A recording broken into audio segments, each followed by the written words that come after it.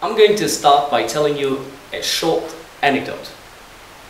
A teacher says to their student, "If you spend all your time sitting around playing on the internet, you'll be fat and useless when you grow up." The pupil replies, "Wow, you must have spent hours sitting on the internet when you were a kid."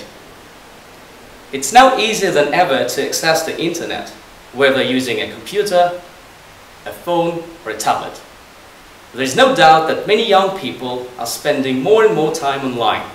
Therefore, in this presentation, I'll argue that the internet ultimately has an overall negative impact on young people today.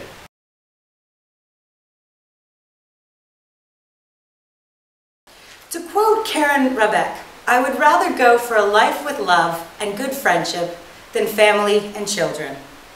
Having children is not easy and important as most people will have you believe.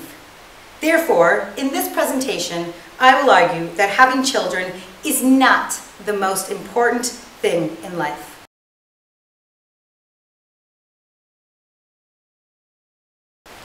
How would you feel if your husband divorced you and married a cloned, younger version of yourself? Cloning is creating a genetic copy of cells, tissues, embryos, and genes of an already existing organism. Thanks to advances in technology, cloning of animals has already been successful.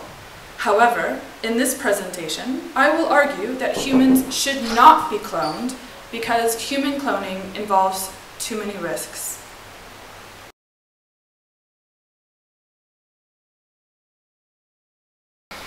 According to UNICEF, more than 355 babies are born each day. That works out at 255 babies per minute, which is over 4 babies per second. Imagine that, over 4 babies per second. The expansion of the world population is one of the most important problems facing us today. We need to solve this problem in order to avoid social problems related to the economy and resources. In this presentation, I will argue that birth control should be made mandatory due to the fact that group survival is way more important than individual freedoms.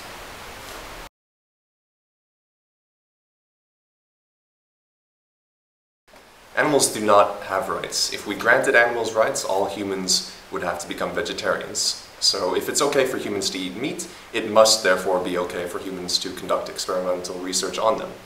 Therefore, while it has been controversial for animal rights supporters and scientists on the subject of whether it is right to use them for experimental research, in this presentation I will argue that if there are no other alternatives, and if this will contribute to science and human health, then animals may be used for experimental research.